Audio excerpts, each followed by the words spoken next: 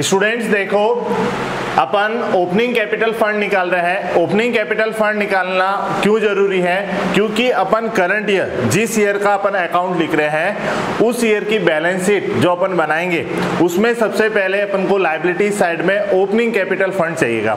तो opening capital fund कैसे निकाला जाएगा? तो ओपनिंग कैपिटल फंड जो अपना प्रीवियस ईयर है, प्रीवियस ईयर के outstanding expenses, then outstanding income और एसेट्स की सहायता से अपन क्या निकालेंगे? Opening capital fund. देखो स्टूडेंट्स, कुछ पॉइंट्स मैंने लिए हैं जिससे आपको पता चलेगा। प्राप्त पक्ष में दिया गया टू बैलेंस बीडी की राशि को एसेट साइड में कैश लिखा जाता है। कहने का मतलब क्या हुआ कि to balance BD amount is return on asset side under cash. कहने का मतलब आपने सबसे पहले पढ़ा था रिसीप्ट और पेमेंट अकाउंट पढ़ा था, उसमें लिखा था टू बैलेंस बीडी और एक आता था डिफरेंस जो आता था बाय बैलेंस सीडी। जो टू बैलेंस बीडी है वो किसका है? लास्ट ईयर का। वो कौन सा बैलेंस है? किसका बैलेंस है? कैश का। कभी कभी बैंक भी दे रखा होता है उसके साथ, तो कैश और बैंक क्या है? एसेट्स है, तो उसको कहाँ लिखा जाएगा? एसेट्स साइड में। कहाँ? करंट ओपनिंग कैपिटल फंड निकालने के लिए। ये अपन बैलेंस शीट किसकी बना रहे हैं? प्रीवियस ईयर की। किसकी बना रहे हैं? हाँ, देखो स्टूडेंट्स, फिर क्या कह रहा है?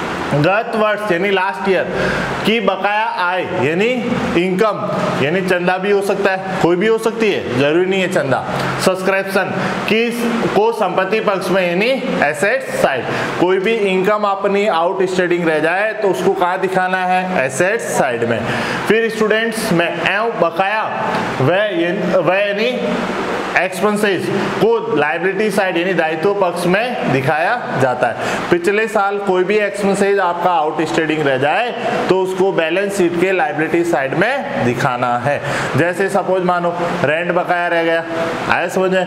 कोई स्टेशनरी का पेमेंट करना बकाया रह गया तो वो सारा कहाँ आएगा? आउटस्टैंडिंग। स्टेशनरी कहाँ लिखोगे? लायबिलिटी साइड में। आउटस्टैंडिंग रेंट कहाँ लिखोगे? लायबिलिटी साइड में। अगर सपोज मानो इलेक्ट्रिक बिल क्या रह गया? आउटस्टैंडिंग रह गया तो कहाँ लिखोगे? लायबिलिटी साइड में outstanding electric bill.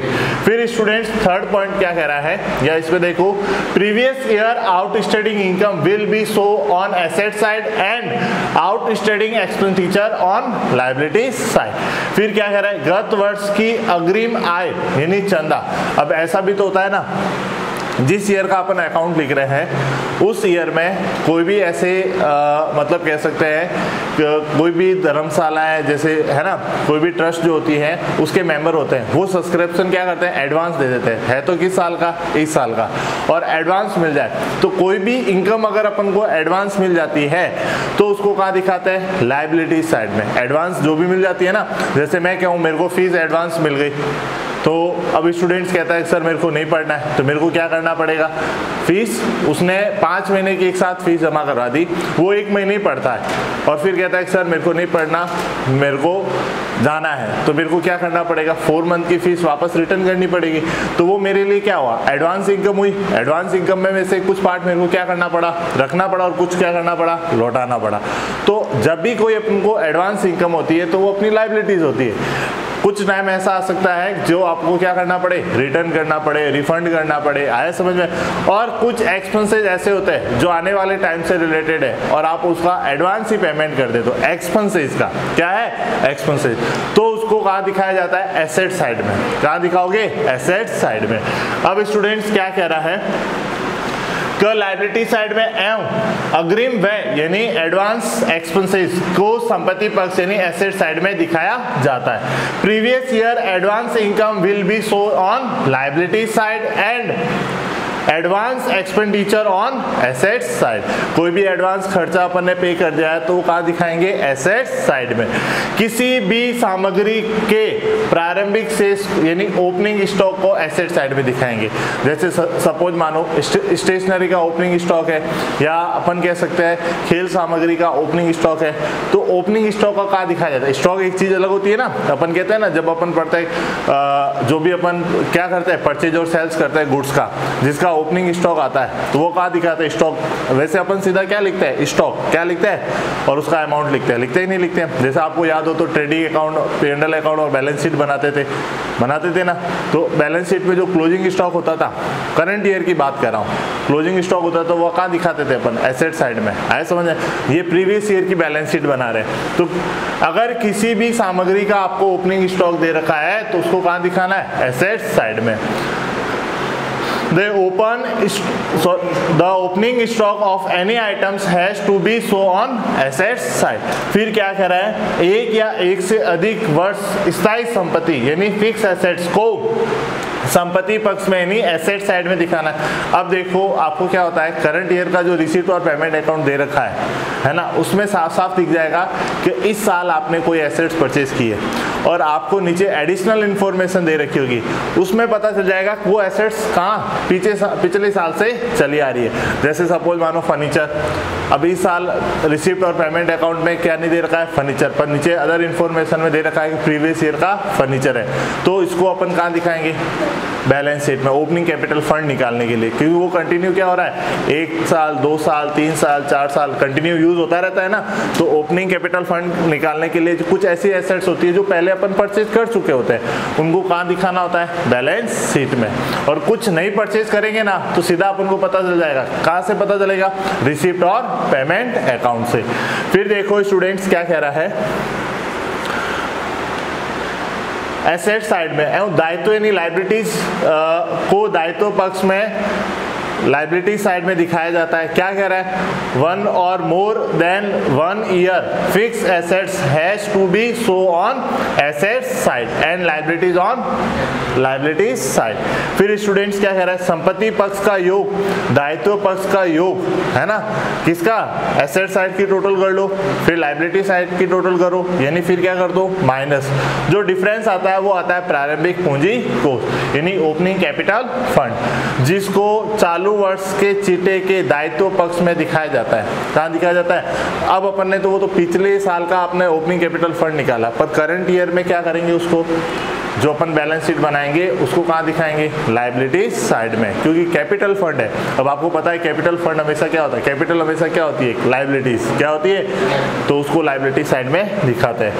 Some of asset side minus sum of liability side is equal to opening capital fund has to be show on current year balance sheet under liabilities. कोई problem students? अब students देखो, जो अपने पास opening capital fund आएगी, जब अपन ने अभी क्या बना रहे थे, रिसिप्ट और पेमेंट अकाउंट बना लिया, फिर उसके बाद इनकम और एक्सपेंडिचर बना रहे थे। इनकम और एक्सपेंडिचर में क्या होता था, एक तरफ अपने अगर डेबिट पक्ष में डिफरेंस आता है तो वो होता था सरप्लस, और क्रेडिट पक्ष में डिफरेंस आता था तो वो आता था डेफिसिट। तो जब सरप्लस आए तो ओपनिंग कैपिटल फंड में ऐड हो जाएगा, और डेफिसिट आए तो ओपनिंग कैपिटल फंड में माइनस हो जाएगा। चलो स्टूडेंट्स देखो, अब अपन बैलेंस शीट के बारे में पढ़ते हैं।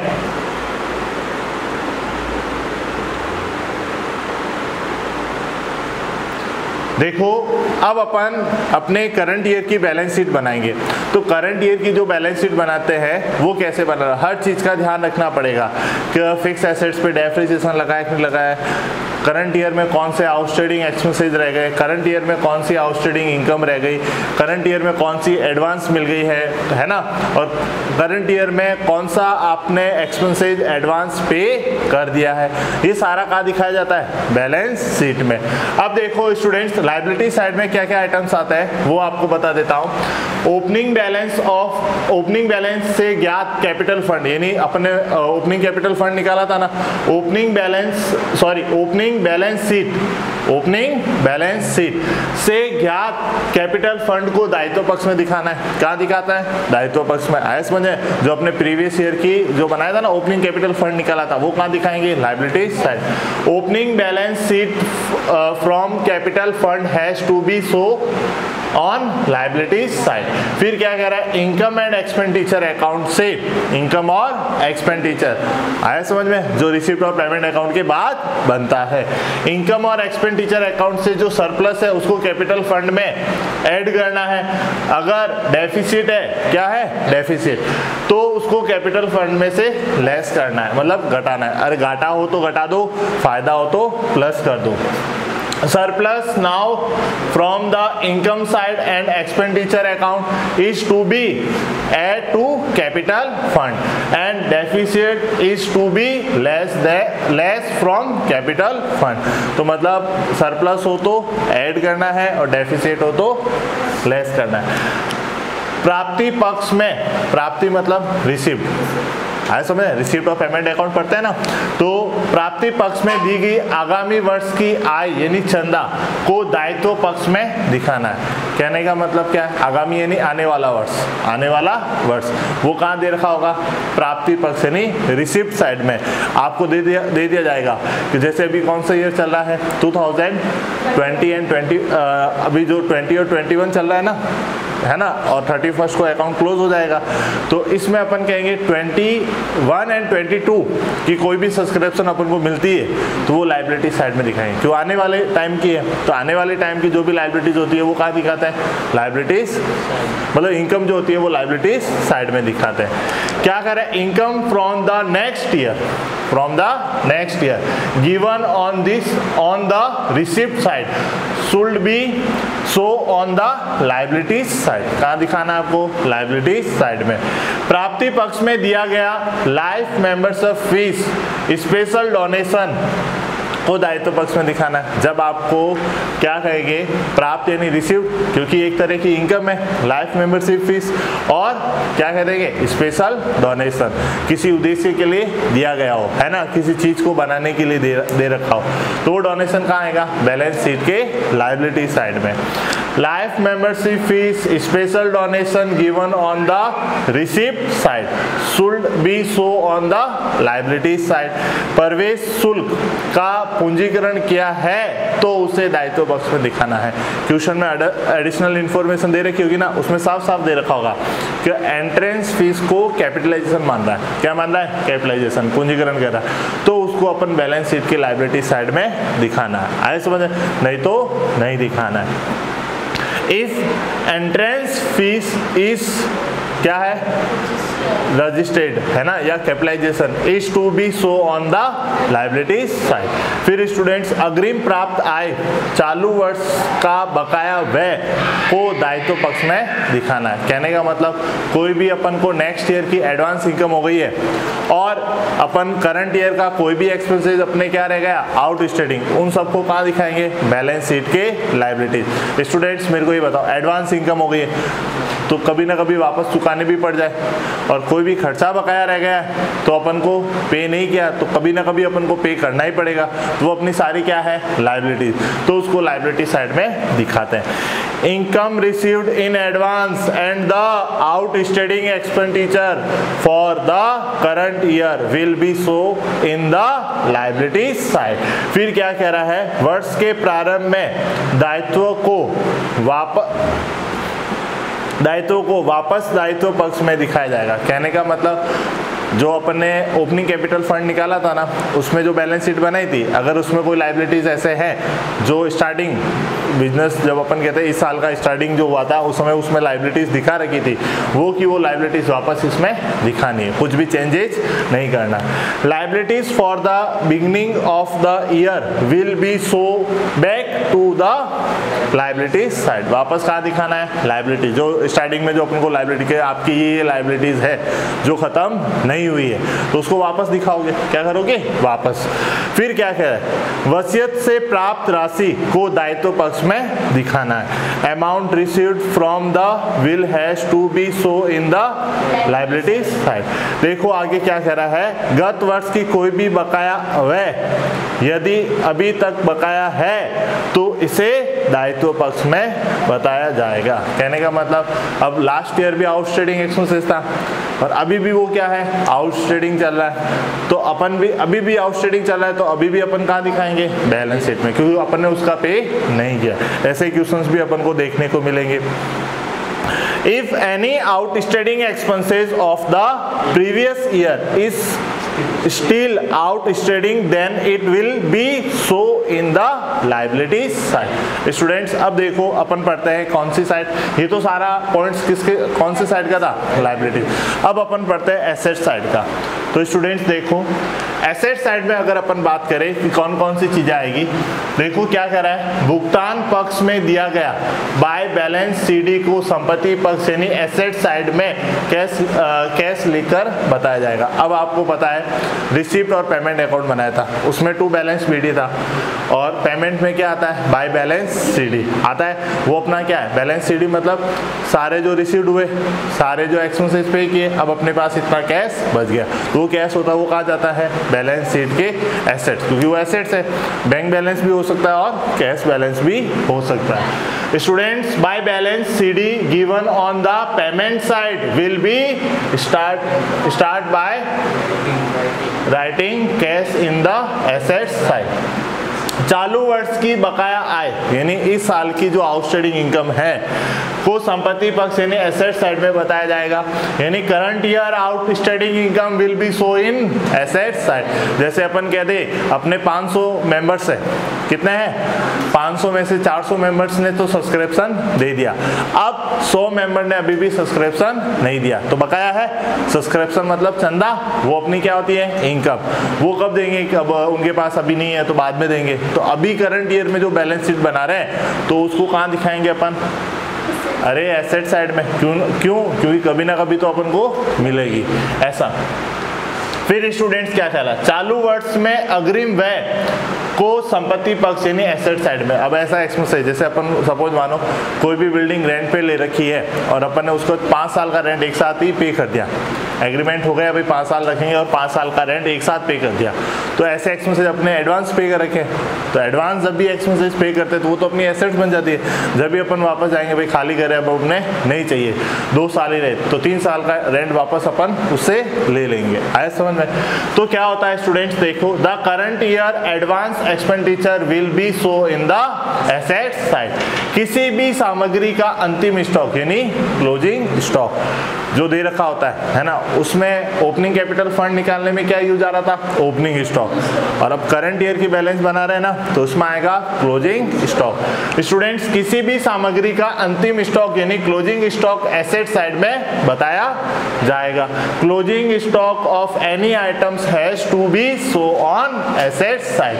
फिर क्या कह रहा है, भुगतान पक्ष में दिए गए पूंजीगत व्यय यानी संपत्तियां जैसे book, furniture, investment, fix deposit, government security, machinery, building को एसेट साइड में दिखाया जाता है। मैंने क्या कहा, रिसिप्ट और पेमेंट अकाउंट अपन बनाते हैं।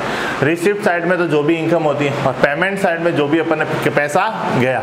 अब अपन ने कोई भी एसेट्स खरीद ली, कोई भी फर्नीचर खरीद लिया, कोई भी मशीनरी खरीद ली, अपन ने क्या किया, गवर्नमेंट के बॉन्ड खरीद लिए, उसमें इन्वेस्ट कर दिया अपन ने, है ना। ये सारी क्या है, कैपिटल एक्सपेंसेस। क्या है, कैपिटल एक्सपेंसेस यानी पूंजीगत भुगतान। वो एसेट्स होती है तो उसको कहाँ दिखाते हैं, बैलेंस शीट के एसेट साइड में। देखो capital payment give on the capital side, है ना, बुक्स। देखो capital payment give on the किस में आएगा,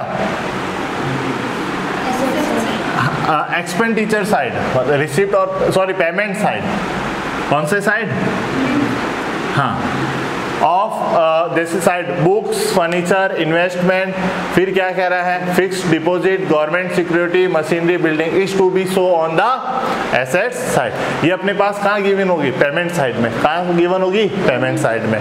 तो उसको कहाँ दिखाना है अपन को, एसेट्स में। अब अगर अपन ने कोई, जैसे अपन बात करें, आज अपन ने प्रोजेक्टर खरीद लिया, आज अपन ने कोई मशीन खरीद ली, आया समझ में, ठीक है। तो ये सारी क्या अपनी एसेट्स है, तो उसको बैलेंस शीट में कहाँ दिखाओ, एसेट्स साइड में। व्यय पक्ष में दिया गया डेप्रिसिएशन और संपत्ति का विक्रय को संबंधित संपत्ति में से लेस कर दिया जाएगा। अब अगर आप कोई एसेट सेल्स करते हो तो एसेट सेल्स करोगे तो वो क्या होगा, रुपए आएंगे, वो रिसीप्ट साइड में दिखाओगे आप, है ना। और किसी प्रकार का आप इनकम और एक्सपेंडिचर में डेप्रिसिएशन दे रखा है, क्या दे रखा है, डेप्रिसिएशन, वो एसेट्स में से डिडक्ट हो जाएगा, मतलब कम हो जाएगा। Depreciation given on the expenditure side and sales of assets to be less from related assets.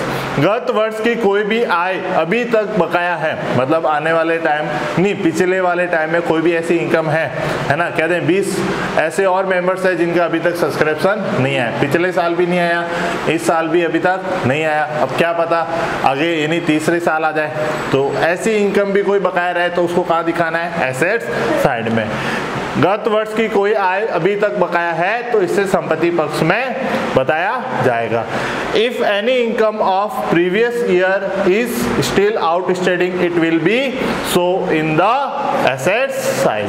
क्या कह रहा है, वर्ष के प्रारंभ की संपत्तियां को एसेट साइड में बतानी है। मतलब अपन कहेंगे जब बिजनेस स्टार्ट किया था ना, लास्ट ईयर की जो एसेट्स है, रिसीप्ट और पेमेंट साइड वाली एसेट्स नहीं, जो उससे पहले भी एसेट्स अपने पास पड़ी है, तो उसको कहाँ दिखाना है, एसेट्स साइड में। उसके ऊपर डेप्रिसिएशन लग रहा है तो डेप्रिसिएशन कम कर दो, उसका कुछ पार्ट अपन ने सेल्स कर दिया तो वो माइनस कर दो, है ना। देखो students, assets of the beginning of the year will B so in the assets side. कोई भी एसेट्स पड़ी हो बिजनेस में और रिसीप्ट नहीं, पेमेंट साइड में नहीं दे रखी है और पहले से पड़ी है तो उसको एसेट साइड में दिखानी है। चलो स्टूडेंट्स देखो आगे पढ़ते हैं।